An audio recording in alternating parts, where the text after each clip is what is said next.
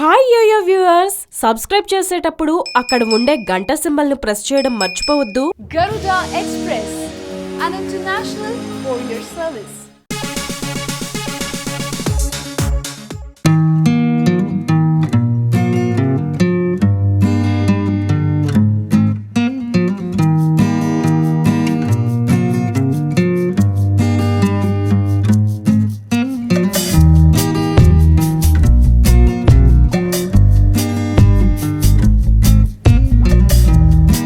Editing అంతా చాలా బాగా ఉంది. దానికి ఆర్ఆర్ అయితే ఇందులో చాలా మంది బెదిరే టైప్లో ఆర్ఆర్ ఉంది.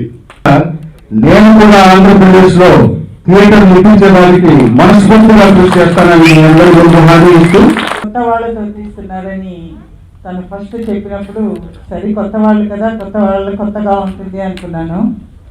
కానీ ఏ కోసానా కొత్తదనం లేదు, అసలు కొత్త వాళ్ళు చేసినట్లేదు. ఇట్ ఈస్ అ వండర్ఫుల్, ఒక పెద్ద పిక్చర్ చూస్తున్నట్టు అనిపించింది. అసలు ఆ ట్రైలర్ చూస్తూ ఉంటే నిజంగా మర్చిపోయింది. Really it is wonderful, wonderful, congratulations.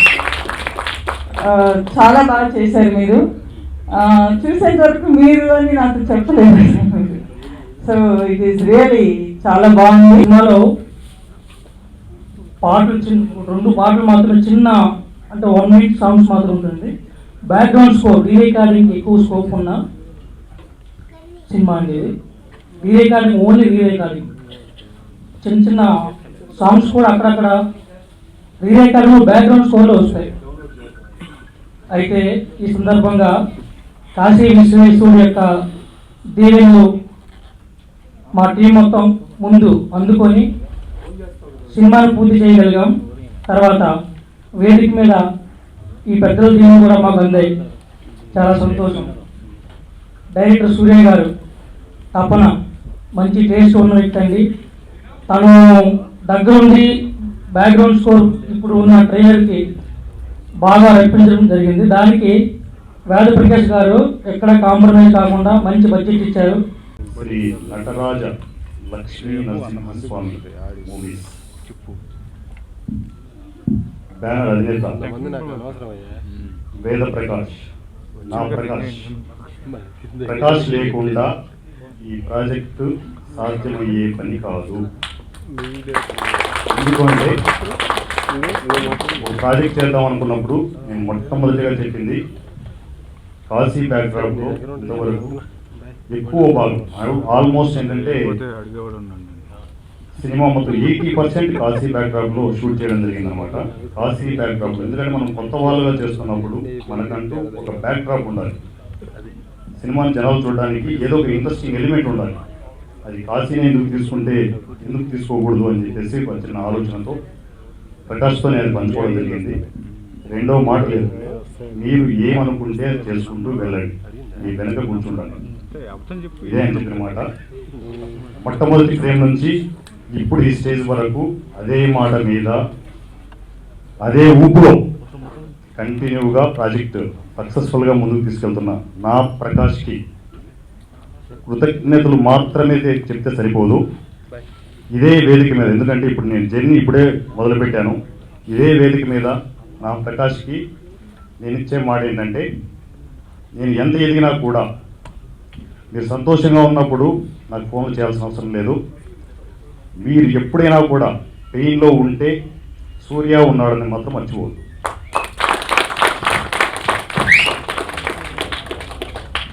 రెండవది, నన్ను కన్న మా అమ్మ గంగమ్మ, నా సంధ్య,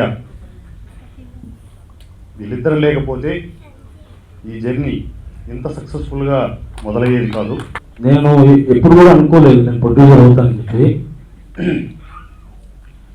స్టార్టింగ్ నేను బేసికల్గా కొరియోగ్రాఫర్ నేను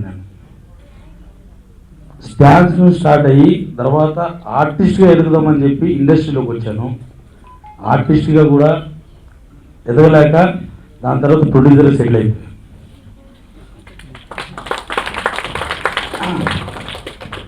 తెలంగాణ వచ్చినప్పుడు తెలంగాణ ఛాంబర్లో నేను ఫస్ట్ టైం ప్రొడ్యూసర్ కార్డు తీసుకున్నాను. నేను రామకృష్ణ గౌడ్ సార్ సార్ కూడా చాలా ఎప్పుడు కూడా మమ్మల్ని ఎప్పుడు ఆదరిస్తూ ఉంటారు. ప్రతి దానిలో కూడా ఇలా చేయి అలా చేయని చెప్పి తెలంగాణ ఛాంబర్లోని కార్డు తీసుకున్నాక ఫస్ట్ మూవీ నాది యాత్రికుడు. ఎప్పుడైతే సూర్య గారు వచ్చి ఈ సినిమా చేయాలి అని చెప్పేసి మేము ఇద్దరం ఫిక్స్ అయినప్పుడు నాకు వారణాసిలో షూట్ ఉన్నదన్న సంగతి నాకు నిజంగా తెలియదు. నాకు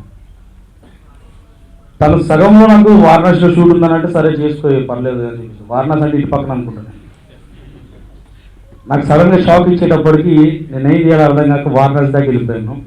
వారణాసిలో కూడా సక్సెస్ఫుల్గా షూట్ చేసుకొని మళ్ళీ ఈ ట్రైలర్ లాంచింగ్కి ఇక్కడ వరకు వచ్చాము. అండ్ రిలీజింగ్ కూడా అతి త్వరలో ఉంటుంది. యాత్రికుడు ట్రైలర్ చాలా బాగుందండి. సూపర్ సక్సెస్ అవుతుంది మూవీ కూడా.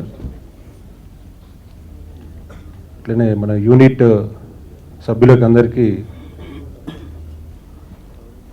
All the best. Cinema will be super success, ఘన విజయం సాధిస్తుందని కోరుకుంటున్నాను శివుని ఆశీస్సులతో. Thank you.